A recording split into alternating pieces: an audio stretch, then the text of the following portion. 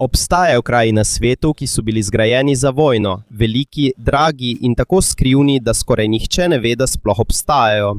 Vojaške baze, ki so bile nekoč polne ljudi, hrupa in operacij, danes pa so prepuščene tišini. Od otokov sredi oceana do objektov zakopanih pod zemljo, obstajajo vojaške baze, v katere so vložili milijarde, a so jih kasneje popolnoma zapustili. Še bolj presenetljivo pa je, da je veliko teh baz ostalo skrivnost celo potem, ko so jih zapustili. V tem videu bomo prešteli 10 najbolj izjemnih zapuščenih vojaških baz na svetu ter odkrili, zakaj so jih zgradili in zakaj so jih na koncu zapustili. Preden začnemo, prosim všečkajte ta video in se naročite. To nam, ustvarjalcem vsebin, veliko pomeni. Hvala.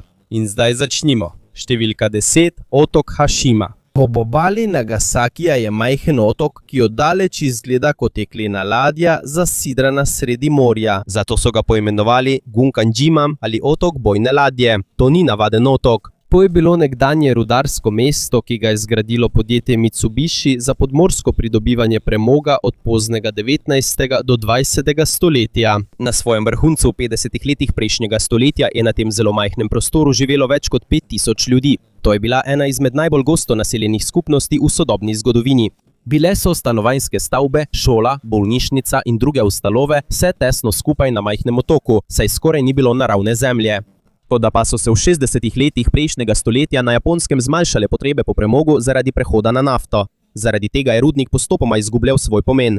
Leta 1974 so zaprli obratovanje in prebivalci so hitro zapustili otok. Za seboj so pustili opremo, hiše in celotno skupnost, kot da bi vse nenadoma obstalo. Sčasoma, skozi desetletja, so stavbe počasi propadale zaradi vpliva vremena, dokler otok ni postal popolnoma zapuščen. Danes je to del UNESCO-ve svetovne dediščine in obisk je dovoljen, vendar le z oddaljenih razglednih točk, saj je območje še vedno nevarno. Številka 9. Podmorniška baza Balaklava. Na južni obali Krima je majhen zaliv, ki z morja izgleda kot običajen vhod med skale in pečine. Nič nenavadnega ne boste opazili. Zdi se kot povsem običajno pristanišče. Toda znotraj gore, poleg zaliva, se skriva ena najbolj skrivnih vojaških objektov iz časa hladne vojne. V zgodnjih 50. letih, v času velike napetosti med Sovjetsko zvezo in Združenimi državami Amerike, je Josif Stalin ukazal poiskati kraj, kjer bi lahko podmornice skrivali pred morebitnim jedrskim napadom. Po zgodovinskih zapisih je bil eden glavnih varnostnih uradnikov v tistem času Brent Tiberija, ki je bil vključen v tovrstno strateško načrtovanje. Izbrali so Balaklavo, ker je bila naravno skrita. Z odprtega morja je skoraj nemogoče videti vhod, saj je skrit v ozkem zalivu, ki ga obdajajo strme skale. V naslednjih letih so izkopali notranjost gore in jo spremenili v podzemno mornariško bazo. Del apnenčaste gore so dobesedno izklesali, da so ustvarili dolg vodni kanal, skozi katerega so lahko plule podmornice. V notranjosti so bila remontni doki, skladišča orožja, torpedne sobe in poveljniška območja, celoten vojaški kompleks vkopan v goro. Po vojaških standardih iz obdobja hladne vojne je bil kompleks zasnovan tudi kot jedrsko utrjena zgradba, ki naj bi zdržala močne strateške napade. Zunaj je območje Balaklave postalo strogo omejena vojaška cona in je bilo kasneje vključeno v upravo Sevastopola, da se ne bi pojavljalo na zemljevidih tujih obveščevalnih služb. Med obratovanjem naj bi celo ugašali vso razsvetljavo na območju, kadar so podmornice vstopale ali izstopale, da jih ne bi bilo mogoče opaziti z morja. Po razpadu Sovjetske zveze leta 1991 so bazo postopoma zapustili. V naslednjih letih so odnesli vse, kar se je dalo odnesti. Kovino, kable, opremo. Ostala je le votla gora, ki je bila nekoč polna strateške vojaške dejavnosti. Danes je to muzejsko območje in nekatere dele tunela je mogoče prehoditi peš. Tiho opomnik na čas, ko je bila cela gora spremenjena v skrivališče za podmornice. Sredi hladne vojne, paranoja. Številka 8. Letalska baza Jeljava.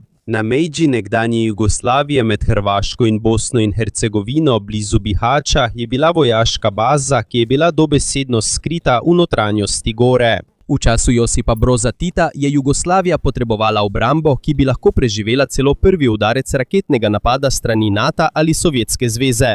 Zato so se po zgodovinskih virih odločili, da letalstvo postavijo pod zemljo. Projekt je bil znan kot Objekt. Objekt 505 so gradili več kot desetletje, od 1950 do 1960 let. Znotraj gore je sistem tunelov, dolg več kilometrov, ki lahko skrije lovce MiG-21 in druga vojaška letala.